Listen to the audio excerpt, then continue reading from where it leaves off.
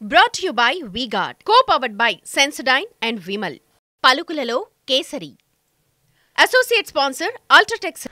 ఇక ఏపీలో హింసాత్మక ఘటనలపై నివేదిక సిద్ధం చేశారు. నివేదికతోటి డీజీపీ ఆఫీస్కి వెళ్ళింది సిట్ బృందం. కాసేపట్లో డీజీపీకి నివేదిక అందజేయబోతోంది సిట్. అల్లర్లపై నమోదైన ఎఫ్ఐఆర్లను పరిశీలించింది సిట్. కొన్ని ఎఫ్ఐఆర్లలో అదనపు సెక్షన్లు చేర్చాలంది సిట్.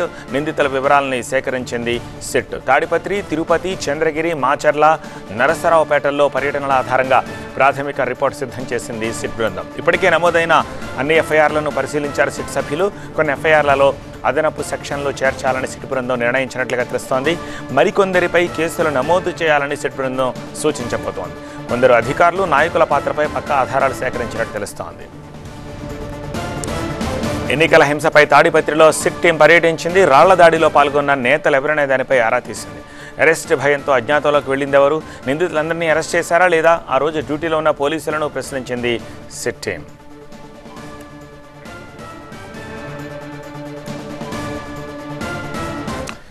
మరింత సమాచారం మా చీఫ్ రిపోర్టర్ ఎంపీ రావు అందిస్తారు. ఎంపీ రావు, సిట్ బృందం ఆఫీసుకు చేరుకున్నట్టుగా తెలుస్తోంది. ఎంతసేపట్లో వాళ్ళు హ్యాండ్ ఓవర్ చేస్తున్నారు? తదుపరి కార్యాచరణ ఎలా ఉండే అవకాశం ఉంది?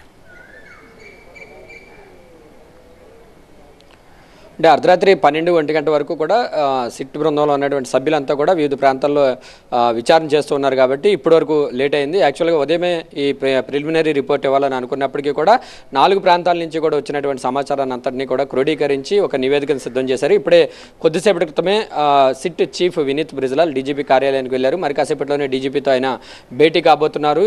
ఈ అల్లర్లు, రాష్ట్రంలో జరిగినటువంటి అల్లర్లకు సంబంధించి ప్రాథమిక నివేదికను డీజీపీగా అందించబోతున్నారు. అయితే గత 2 రోజులుగా జరుగుతున్నటువంటి విచారణలో కీలకమైనటువంటి అంశాలను సిట్ విచారణలో బయటపడినట్లుగా తెలుస్తూ ఉంది. ఎందుకంటే ఈ అల్లర్లకు సంబంధించి మొత్తం 33 ప్రాథమిక ఘటనలు, అంటే ఎక్కువగా హింస జరిగినటువంటి ఘటనలు 33 ఇన్సిడెంట్స్గా సిట్ గుర్తించింది. ఆ 33 ఘటనలకు సంబంధించినటువంటి ఎఫ్ఐఆర్లు అన్నింటినీ కూడా ప్రతి ఒక్క ఎఫ్ఐఆర్ను కూడా క్షుణ్ణంగా పరిశీలించి ఆ ఎఫ్ఐఆర్లో ఎవరెవరిని బాధ్యులుగా, అంటే A1 ఎవరు, A2 ఎవరిని పెట్టారు, అలాగే ఇంకా అక్కడ పెట్టినటువంటి కేసులు ఏంటి, ఆయా ఎఫ్ఐఆర్లకు సంబంధించి ఏ సెక్షన్ల కింద కేసులు నమోదు చేశారనే దానికి సంబంధించి మొత్తం 33 ఎఫ్ఐఆర్లు అన్నింటినీ కూడా ప్రతి ఎఫ్ఐఆర్ను కూడా క్షుణ్ణంగా పరిశీలించడంతో పాటుగా ఆ ఎఫ్ఐఆర్లో పెట్టినటువంటి కేసు ఆ సెక్షన్ల కంటే కూడా అదనంగా మరిన్ని సెక్షన్లు పెట్టాలని చెప్పేసి చాలా చోట్ల అక్కడ స్థానికంగా విచారణ జరుపుతున్నటువంటి ఇన్స్పెక్టర్లకు, ఇన్వెస్టిగేటివ్ ఆఫీసర్లకు సిట్ బృందం సూచించినట్లుగా మనకు తెలుస్తుంది. అయితే క్షేత్రస్థాయిలో జరిగినటువంటి విచారణ బట్టి మనకు అందుతున్నటువంటి సమాచారం ప్రకారం ఇది పూర్తి స్థాయిలో అధికారులు, అటు పోలీస్ వైఫల్యం వల్ల ఈ స్థాయిలో హింసాత్మక ఘటనలు జరిగినట్లుగా కూడా సిట్ విచారణలో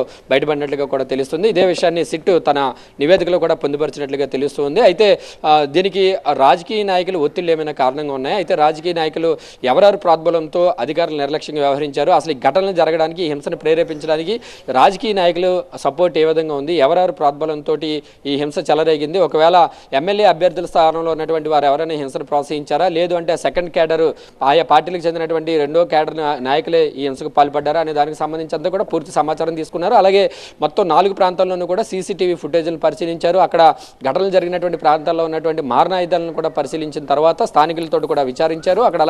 అక్కడ ఆ రోజు విధుల్లో ఉన్నటువంటి పోలీసు అధికారులను కూడా పూర్తి స్థాయిలో విచారించిన తర్వాత ఈ 2 రోజుల పాటు ఈ విచారణ జరిపి ఒక నివేదికను అయితే సిద్ధం చేశారు. నివేదికలో మాత్రం ఖచ్చితంగా ఇందులో ముందుగానే ఎన్నికల కమిషన్ అక్కడ హింస జరిగేటటువంటి అవకాశం ఉందని చెప్పినప్పటికీ కూడా సరైనటువంటి భద్రతా చర్యలు చేపట్టలేదు, ముందస్తుగా అలర్ట్ చేయడంలో విఫలమయ్యారని చెప్పేసి అధికారులు వైఫల్యమే ఎక్కువగా ఉన్నట్లుగా కూడా ఈ ప్రాథమిక నివేదికలో పొందుపరిచినట్లుగా తెలుస్తుంది. కాసేపట్లోనే సిట్ చీఫ్ వినీత్ బ్రిజ్లాల్ డీజీపీకి నివేదికిస్తారు.